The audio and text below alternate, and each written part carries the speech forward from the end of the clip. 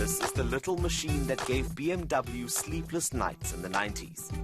But it's not to be underestimated. So let me introduce you to the car that was designed to kill that car.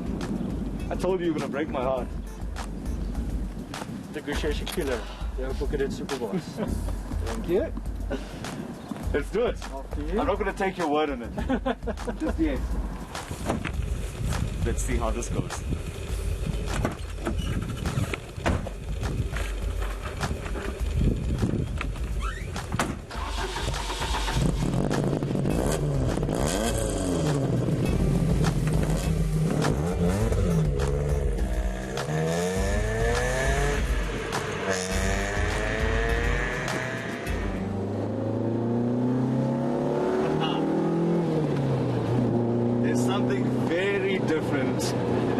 About the drive, and I can feel it already.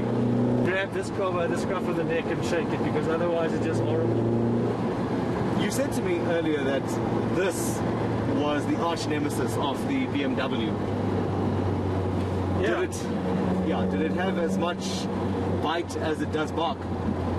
Well, it won 3 championships in a row, so its bite was pretty devastating in Group N racing, especially in the hands of Mike Briggs. I mean, you should never discount the drivers from the equation either. Yeah. But I swear I'm not a bad driver. It's the car that's doing this. Yeah, I told you, this car, it does not. It's angry when you drive it like a granny. I can feel that. I feel like I'm learning to drive. Yeah. No, in many ways you are. You need to keep the revs up. Not for pottering around this one. So it's happier at 5,000 and 6,000 revs than that. Well, I would say more so than the Gusheshe. This is a racing car first, and a road car second. And that's no exaggeration. At the factory, anything unnecessary was stripped out. Even the radio, in the hopes of making it as light as possible. That, coupled with its 2-liter 16-valve performance motor, created a monster. A rare one at that. Yeah, so, they were supposed to build 500. Yeah. Nobody knew, or nobody knows actually whether that is actually how many they built. But from what we can surmise at the moment is that there are probably around 90 left. On the road. Those can be, not stop cars as well. Yeah. And if you're talking about cars that are specific, like this one, which has the Cosworth head, which is the desirable one, the 125 kilowatt tag, which is the desirable one, then you're looking at probably around 30 cars. I felt more confident behind the wheel of the BMW. Yeah. No, it's because... Is that a natural reaction? Absolutely. It's because the BMW is also comfortable at doing the slow stuff. Yeah. This car, it wants you to go fast, and even before you're ready. Yes. All the time. And you can feel. That's right. Because this feels like a raw sports car. It is. It really does, and it does. It does want you to be a racing driver. Yeah. It wants you to be Mike Briggs. And there can be only one, right? Although then you need a new clutch every day. But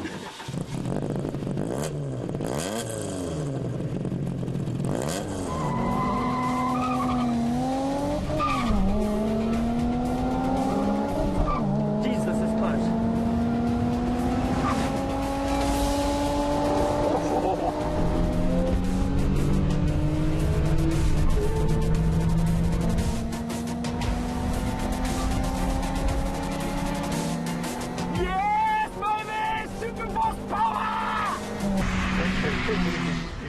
Superboss power!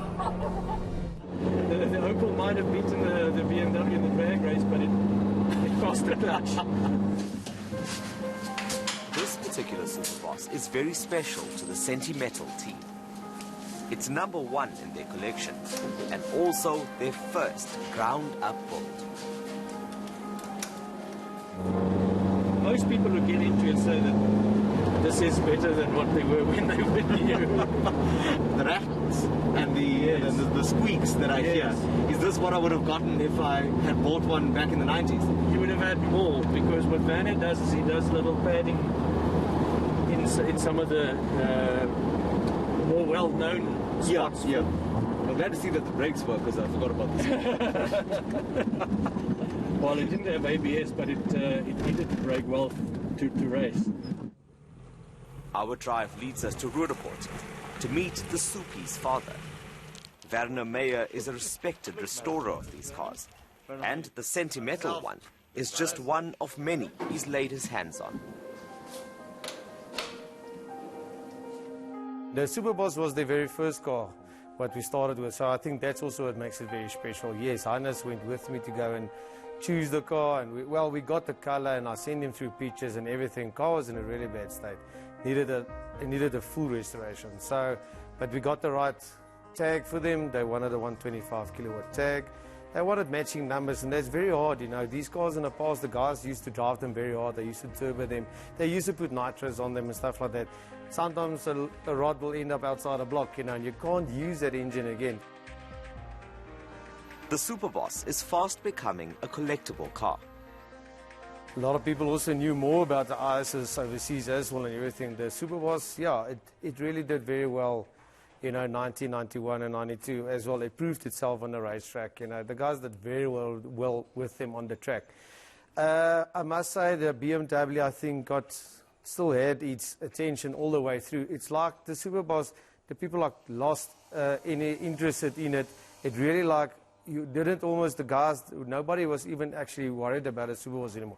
And suddenly, everybody suddenly want one again, and then it started coming up again. But 3 decades later, it's getting harder to source parts for complete restorations. And building one has to be a labor of love. I had the picture against my wall. I wanted one. I'll never be able to afford it. But yeah, when we got to where we can afford it, you would buy one. And now suddenly we're in that thing again. Now the prices increased so much on them. There's only a few left of them. There was only so many made and only so many left because the guys used to write them off. They build racing cars, sell them, all those things. So I think, and there's a lot of guys with a passion for these cars as well. There's a lot of Opel fanatics. Well, yourself included, because looking at your shop, yes, you are one of those that's now keeping that legacy alive. Yeah, I try my best. I'm just doing what Just reflect for me a little bit on where we've come from as South Africans and where our passion is now for motor cars. Look, I'm sure the passion is still in everybody. The only sad thing about it is, I mean, the Capri Piranha was in the 70s, the GTV 6 3-litre was in the 80s, Superboss was in the 90s. That's just only 3 vehicles what I mentioned. We still got 3 to 5 ISs. So this is still Forenza Can-Am XR8. You know, in those years, I mean, South Africa did so many cars there. And I think what they say today, that we don't do it today anymore. And I think that also creates a lot of passion for the guys. It was that time fans of these cars, and today, yeah, they can still have the privilege of seeing them in this condition and everything. But also, no, once again, we've got another one that's in the pipeline. It's a Ford Capri V8 Piranha from Basil Green. Also matching numbers and everything, and I can like to show it to you quickly. Also uniquely South African. Uniquely South African. As all of these vehicles are uniquely South African. This is the baby.